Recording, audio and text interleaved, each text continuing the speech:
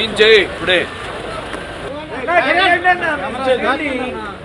Junior NTR ఫ్లెక్సీలు తొలగిస్తే ఎవడ తీయమన్నా ఆయన ఊడిపోయిన ఇంటికి ఊడిందా?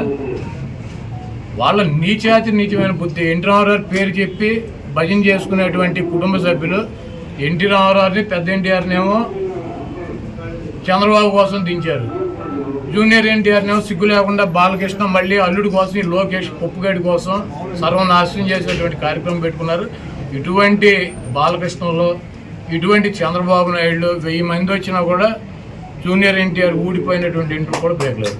మరి వచ్చే ఎన్నికల్లో కొడాల నానికి డిపాజిట్లు కూడా రావు అని చెప్పేసి టీడీపీ నేతలు ఇవాళ సభ ద్వారా మేము ప్రూవ్ చేస్తామని చెప్పి టీడీపీ నేతలు. చంద్రబాబు 2014 ఎన్నికల ముందు 3 సభలు పెట్టాడు గుడివాళ్ళు. అప్పుడు కూడా ఏ సొల్లు కబుర్లు. కాకపోతే పోటీ చేసే అభ్యర్థులు మారారు, వచ్చి ప్రగల్భాలు చెప్పే సొల్లుగాళ్ళు మారారు. 2019 ఎన్నికల్లో కూడా కొడాల నానికి డిపాజిట్ లేకుండా చేస్తాను 3 మీటింగులు పెట్టి ఇటువంటి సొల్లు కబుర్లు, ఈ సొల్లు నా కొడుకులు సొల్లు పోరానని చెప్పారు. మళ్ళీ 2024 వచ్చింది, మళ్ళీ అభ్యర్థులు మారారు, మళ్ళీ మాట్లాడేవాళ్ళు మారారు. ఈ గుంట నక్క మాత్రం వీడు ఇంటే ఉన్నాడు. ఇప్పుడు 2 మీటింగులు అయినాయి, ఇది 3వ మీటింగ్ పెడతాడు ఎన్నికల్లోపు. నా ఊడిపోయిన ఇంటర్ కూడా పెడతారు. ఉమ్మడి కృష్ణా జిల్లాలో వైసీపీ ఖాళీ అయిపోతుందని కూడా చెప్తున్నారు సార్. మొత్తం జాయినింగ్స్ వరుసగా ఉన్నాయి, ఎక్కడ పెట్టుకోవాలో కూడా మాకు తెలియట్లేదు. ఎక్కడ సర్దాలు కూడా ఎక్కడో ఒకటి పెట్టుకోమండి. బాబు కొడుకులు 2 పుస్తకాలు పెట్టుకుంటారు కదా, ఎర్ర బుక్కులు, అక్కడ పెట్టుకోమండి. బాబు కొడుకులు ఎర్ర బుక్కునే చించి తోసుకోమని చెప్పి కదా, ఎర్రను కూడా ఎక్కడో చోట తోసుకోమని చెప్పండి. జన సమీకరణ రాకుండా పోలీసులు అడ్డుకుంటున్నారు అని చెప్తున్నారు. అసలు చంద్రబాబు గుడివాళ్ళు ఎవడొస్తాడు?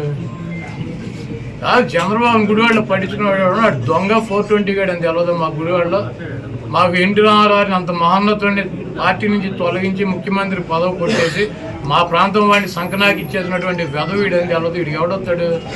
చంద్రబాబు నాయుడికి జనం వస్తారా? అంటే 1,00,000 మందితో సభ పెడుతున్నామని టీడీపీ నాయకులు చెప్తున్నారు కదా సార్. మొన్న 2 లక్షలు అన్నారు, ఇప్పుడు 1,00,000కి వచ్చారా? అది మొన్న వాళ్ళే పార్టీ మీటింగ్ పెట్టి 2 లక్షల మంది జనం అన్నారు, ఇప్పుడు 1,00,000కి వచ్చారా? అక్కడ తీసుకున్న ల్యాండ్ ఎంత చూసారా మీరు? 22 ఎకరాలు పొలం తీసుకున్నారు, దాంట్లో 9 ఎకరాలు పార్కింగ్ పెట్టారు, 5 ఎకరాలు డయాస్ వేశారు, 5,000 కుర్చీలు వేశారు. 1,00,000 మంది వస్తారా? ఇప్పుడు వెళ్ళి లెక్కేటాడు కుర్చీలు 5,000 ఒకటో కుర్చీ ఉంటే నేను గుడివాడ వేసి వెళ్ళిపోతా. మీరు వెళ్ళా లెక్కేటాడు మీడియా వాళ్ళు.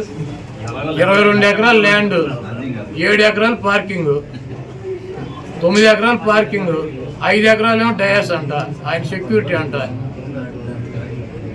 వేసి 5,000 కుర్చీలు వేసి 1,00,000 మంది వస్తారు. 5,000 కుర్చీలు 1,00,000 మంది కూర్చుంటారు. అంటే ఒక కుర్చీలో 10 మందిని కూర్చోబెడతారు. ఇవన్నీ సొల్లు కాకుండా 5,000 మంది వాళ్ళు ఏర్పాట్లు చేశారు. చంద్రబాబు మాట్లాడేటప్పుడు 3,000 మంది ఉంటారు. చంద్రబాబుకి ఆయన ఋత్విక్ రోషన్ ఏంటి ఓ జగబడి వచ్చేటకి ఈ సొల్లు కానీ నా చిన్నప్పటి నుంచి చూసి సొల్లు కబుర్లు, సొల్లు పురాణం ఇవన్నీ ఈయన మా వాళ్ళకి చెవుల్లోంచి రక్తం గారిని చంద్రబాబు పట్టించుకున్నాడు గుడివాళ్ళు ఎవడు ఉండడు. అంటే మీరేమో ఏమీ లేదంటున్నారు. ఒక పక్కన బాలసారి గారు జనసేనలో చేరుతున్నారు, బాలసారి గారు టీడీపీలో చేరుతున్నారు. ఎందుకని ఇట్లా వెళ్తూ ఉన్నారు? జగన్మోహన్ రెడ్డి గారు నిన్ను టీవీలో ఏ టీవీ 10 టీవీ నిన్ను తీసేస్తే నువ్వు ఎక్కడ చేస్తావు? ఏదో ఛానల్ చేరవా? ఇంటికాడ కూర్చుంటావా? ఆయన వేరే చోటుకి వెళ్ళమని వెళ్ళారు, ఆయన చెబుతున్నాడు కదా. ఎవరు వెళ్ళారు? ఎవరు వెళ్ళింది? ఎవరు?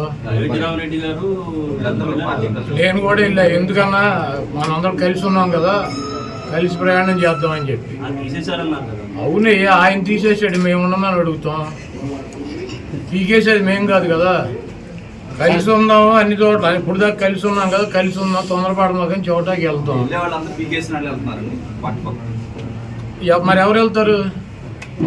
అది ఎవరు వెళ్తారు? జగన్మోహన్ రెడ్డి గారు సీట్ ఇస్తానంటే నాకు వద్దు, జనసేన తెలుగుదేశం మాది ఎలా ఏ పార్టీకి వస్తే సీట్ ఆ పార్టీలో చేరుతామని చెప్పి వెళ్ళేవాడు ఉన్నాడా?